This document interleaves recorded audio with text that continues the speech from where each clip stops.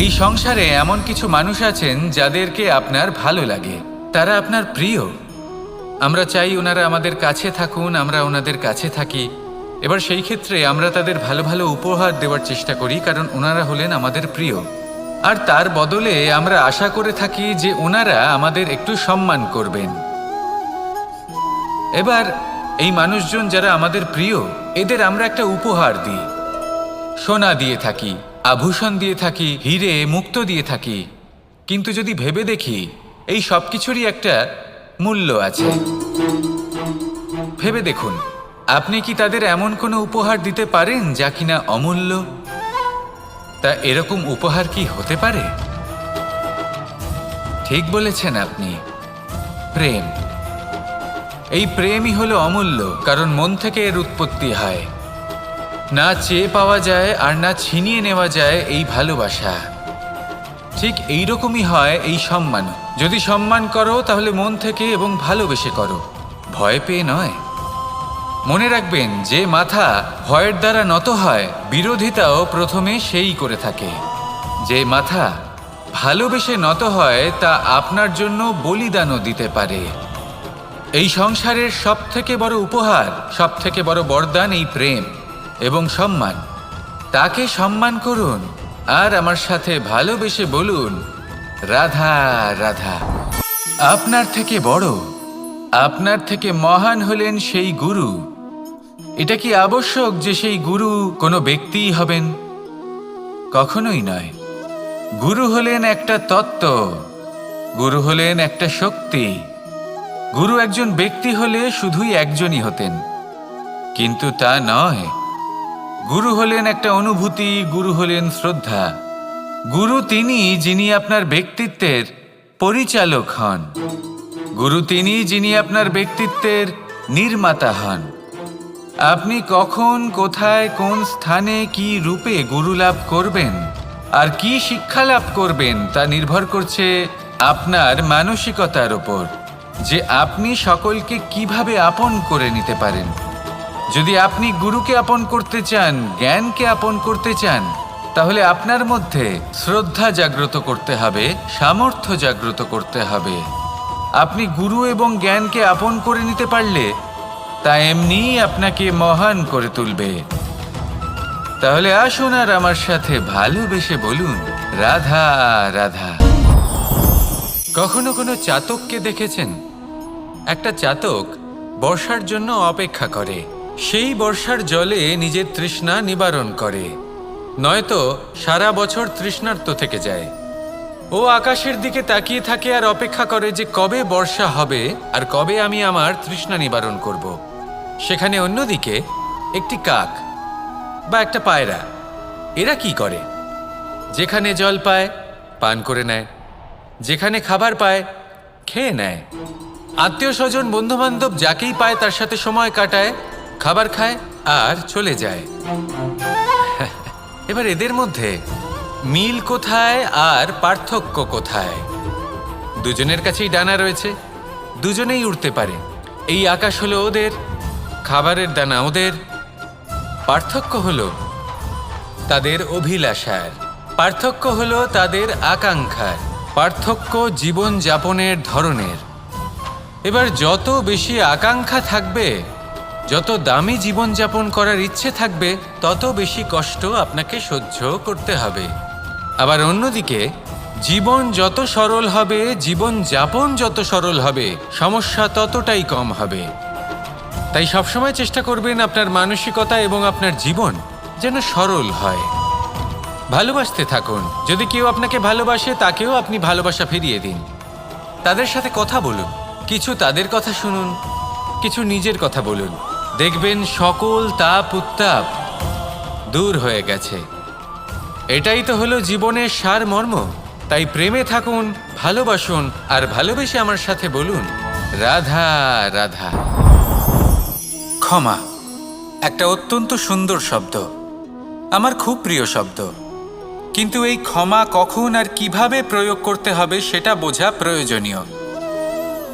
এক, যদি আপনি কোনো অন্যায় করেন আর ক্ষমা না চান, ক্ষমা প্রার্থনা না করেন, ক্ষমা চাওয়া থেকে এড়িয়ে যান, তাহলে তাতে আপনারই ক্ষতি হবে। কিভাবে?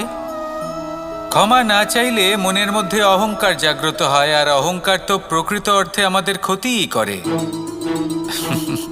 2, কেউ যদি অপরাধ করেন, আপনার থেকে ক্ষমা না চান, তাহলে তাকে ক্ষমা করবেন না। ক্ষমা হলো অত্যন্ত অমূল্য, আর না চাইতেই কাউকে ক্ষমা দান করা এটা উচিত নয়।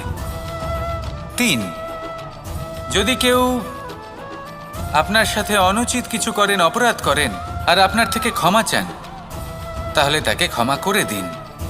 তাতে আপনার অন্তরের করুণাবোধ জাগ্রত হবে, প্রেম জাগ্রত হবে, আর তা আপনার জন্য শুভ হবে। 4, যদি আপনি নিজে কোনো অপরাধ করেন, তাহলে অবশ্যই ক্ষমা চাইবেন। তাতে আপনারই লাভ হবে। কিভাবে? সামনের ব্যক্তি আপনাকে ক্ষমা করুক বা না করুক, আপনার অন্তরের অহংকার ক্ষীণ হবে, আর এই মন আরও নির্মল হয়ে উঠবে। এই ক্ষমা অত্যন্ত অমূল্য। ভেবেচিন্তে একে ব্যবহার করুন, আর আমার সাথে ভালোবেসে বলুন, রাধা রাধা। একবার একজন গুরু তার শিষ্যদের পরীক্ষা নিচ্ছিলেন। উনি ওনার প্রত্যেক শিষ্যকে একটি করে পাখি দিয়ে বললেন সেই পাখির বলি দিতে হবে, কিন্তু এমন এক স্থানে যেখানে কেউ তাদের দেখতে পাচ্ছে না। প্রত্যেক শিষ্য নিজের যাত্রা শুরু করল। কেউ ঘন বনে প্রবেশ করল, কেউ অন্ধকার গুহায় প্রবেশ করল, কেউ দূরে কোনো পর্বতের শিখরে পৌঁছে গেল। যে মুহূর্তে দেখলো তাদের কেউ দেখতে পাচ্ছে না, তারা সেই বলি দিতে চেষ্টা করল। যেই বলি দিতে গেল, সেই পাখি আলোর কিরণে পরিবর্তিত হলো এবং লুপ্ত হয়ে গেল। একজন শিষ্য ছিল যে আবার গুরুর কাছে ফিরে এলো। সে বলল, ক্ষমা করবেন গুরুদেব, কিন্তু আমি এমন কোনো স্থান পেলাম না যেখানে কেউ আমাকে দেখতে পাচ্ছে না। অন্য কেউ না দেখতে পেলেও আমি নিজে দেখতে পাচ্ছিলাম, আমার অন্তর্মন দেখতে পাচ্ছিল। সেই শিষ্য বুঝতে পেরেছিল যে পরমাত্মার দৃষ্টি সবসময় তাকে দেখতে পাচ্ছে, আর ও কখনো অনুচিত কর্ম করতে পারবে না। আর শুধুমাত্র এই কারণে সেই শিষ্যই সেই পরীক্ষায় উত্তীর্ণ হল। আসুন আর আমার সাথে ভালোবেসে বলুন, রাধা রাধা। আমরা সবাই ফল খাই, কিন্তু আমাদের সেই ফলই প্রিয় হয় যে পরিপক্ক হয়ে ওঠে, যেটা নম্র হয়, আর যে ফল অনেক বেশি মিষ্টি আর সুস্বাদু হয়ে থাকে, যাদের রঙে বাহার দেখা যায়। সেইভাবে জীবনে আমরা নানান মানুষের সাথে পরিচিত হই, কিন্তু সেই মানুষই আমাদের মন ছুঁয়ে যায় যারা বিনম্র স্বভাবের, যাদের বাণী খুব মধুর, যাদের অন্তরে আত্মবিশ্বাসের একটা তেজ, একটা রং দেখা যায়। এবার এমন ব্যক্তি আমরা কি করে হব? ঠিক সেইভাবেই যেমন একটা ফল রোদ, বর্ষা, শীত, বায়ু এই সকল সংকটময় পরিস্থিতির সম্মুখীন হয়ে পরিপক্ক হয়ে ওঠে, সেইভাবেই মানুষ সংকটময় পরিস্থিতির সম্মুখীন হয়ে পরিপক্ক হয়ে ওঠেন। যদি এই সংকটের সম্মুখীন হন, তাহলে অভিজ্ঞ হবেন, আর এই অভিজ্ঞতাই শিক্ষা দিয়ে যাবে। এই অভিজ্ঞতা আমাদের শিখিয়ে দেয় যে আমাদের বিনম্র থাকতে হবে। অহংকার করে কোনো লাভ নেই। মধুর বাণীর যে কি মূল্য তা আমরা শিখতে পারি। এই অভিজ্ঞতাই আমাদের বুঝিয়ে দেয় যে উচিত অনুচিত কোনটা, আমাদের দৃষ্টিভঙ্গি তৈরি করে, আর এই দৃষ্টিভঙ্গি দ্বারা আত্মবিশ্বাস জাগ্রত হয়। সেই জন্য জীবনে কখনো বিপদ থেকে দূরে পালাবেন না, সেগুলোর সম্মুখীন হন, অভিজ্ঞতা লাভ করুন, তার থেকে শিক্ষা লাভ করুন, এইভাবেই পরিপক্ক হবেন। আসুন আমার সাথে ভালোবেসে বলুন, রাধা রাধা। মানুষ বর্তমানে নিজের জীবন অতিবাহিত করেন, কিন্তু তার জীবনে অতীতকাল এবং ভবিষ্যৎকাল এই দুটোরই সমান গুরুত্ব রয়েছে। অতীতকাল অতিবাহিত হয়ে গেছে এবং সেটা জীবিত থাকে আমাদের স্মৃতি হিসেবে, এবং ভবিষ্যৎ হলো সেটাই যেটা আমরা শুধুমাত্র কল্পনাই করতে পারি।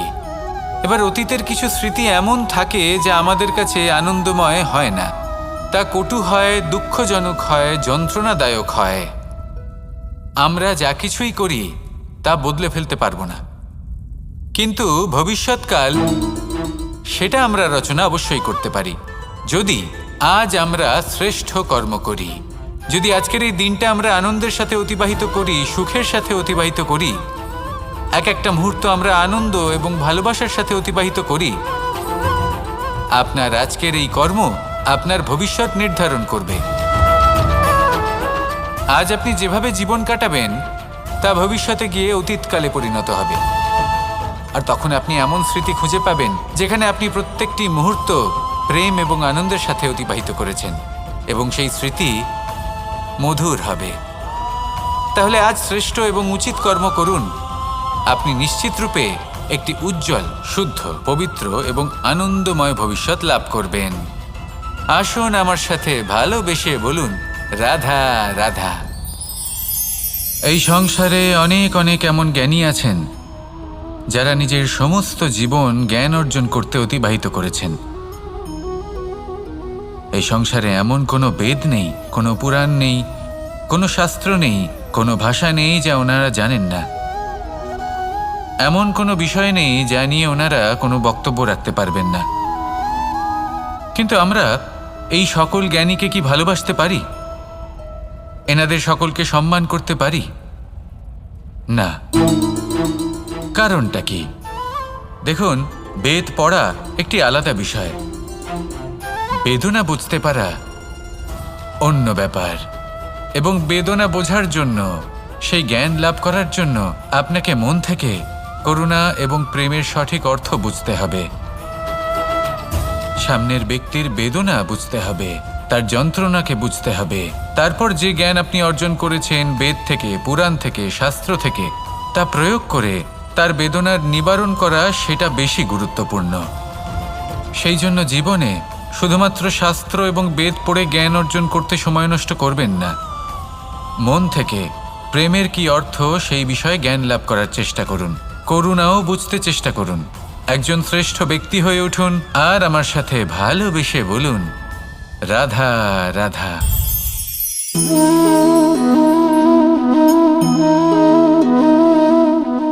জল এই সংসারের সমস্ত প্রধান তত্ত্বের মধ্যে একটি। এই জল যে কোনো জ্বালা দূর করে, আগুনকে নিভিয়ে দেওয়ার ক্ষমতা রাখে, অবিরল অবিচলভাবে প্রবাহিত হতে পারে, একে কেউ বাধা দিতে পারে না। এর পথে বাধা সৃষ্টি করলে নিজের পথ নিজেই খুঁজে নেবে, বা সে নিজেই নিজের পথ বানিয়ে নেবে, কিন্তু কখনো থামবে না। এই জল হলো মহান, আর এর একটা মহান গুণ আছে, এর নিজস্ব কোনো রং নেই। কিন্তু যখন মেঘ থেকে বৃষ্টিরূপে পৃথিবীতে ঝরে পড়ে, তখন সমস্ত সংসারকে রঙিন করে তোলে। যেখানে খরা হয়েছে সেখানে শ্যামল করে তোলে। যে স্থান শ্যামল সেখানে ভিন্ন ভিন্ন প্রকারের পুষ্প ফুটিয়ে তোলে। এই জল, এই জলের মতন আমাদের হতে হবে। ওর যেমন কোনো রং নেই, আমাদেরও যেন কোনো অহংকার না থাকে। শুধু কর্মের এই ধারাতে বইতে থাকুন, এই সংসারের মঙ্গল করতে থাকুন, শ্রেষ্ঠ কর্ম করতে থাকুন। এই সংসারকে এটা বলার কোনো প্রয়োজন নেই যে আপনি কে। আপনি যদি কর্ম করতে থাকেন তাহলে এই সংসার নিজে থেকেই আপনার মূল্য জানতে পারবে, আর তখন এই মন প্রসন্ন হয়ে বলবে, রাধা রাধা। বড়ই অদ্ভুত ব্যাপার, একটি পাথরের প্রতিমা যখন মন্দিরে স্থাপিত হয় তখন তা আমাদের কাছে ভগবান সম হয়ে দাঁড়ায়। কিন্তু যখন একজন জীবিত মানুষ মন্দিরে গিয়ে থাকেন তখন তার শরীর, মন, আত্মা সেই সব পাথর সম হয়ে দাঁড়ায়। কিন্তু এমনটা আমি ঠিক কেন বললাম ভেবে দেখুন। মানুষ এটা চান যে কোনো পরিস্থিতি, যে কোনো স্থানেই তার বিজয় হোক, কিন্তু এখানে এসে সে পরাজিত হয়। এরকম ঠিক কেন হয়? সমস্ত খেলা হলো ভাবনা চিন্তার, বিচারধারার, দৃষ্টিভঙ্গির, উত্তরদায়িত্বের খেলা। পাষাণের এই প্রতিমা, তার একটি উত্তরদায়িত্ব আছে, আশা ধরে রাখার দায়িত্ব। সেই আশা জানিয়ে মানুষ মন্দিরে আসেন। তেমনি মানুষের একটি উত্তরদায়িত্ব আছে যেটা সে ভুলে যায়, আর সেই উত্তরদায়িত্ব হলো এটা, যে মন্দিরে যে ভগবানকে সে প্রসন্ন করতে যাচ্ছে তাকে সে তখনই খুঁজে পাবে যখন পূর্ণরূপে সে সমর্পিত থাকবে। যদি মনে সমর্পণের ভাব না থাকে তাহলে ভগবান কখনো প্রসন্ন হবেন না।